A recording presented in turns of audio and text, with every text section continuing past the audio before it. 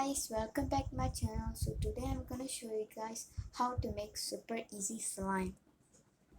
The things you need is a bowl, spoon, clear glue, hair conditioner, activator, and you will be needing half cup of water. First, add the clear glue in the bowl.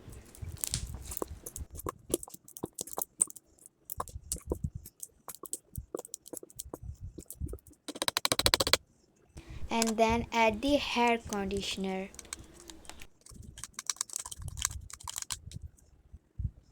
After that, add some water and activator and mix them well. It will be so hard to stretch at the first. While you keep stretching, it will be so soft.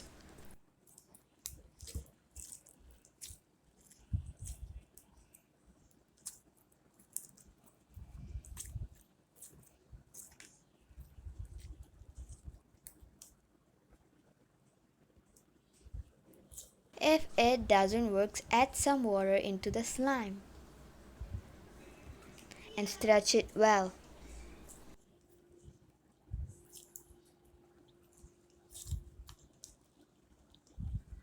So this is the end of the video. If you like this video, please give it a big thumbs up and subscribe to my channel. Thanks for watching guys. Bye.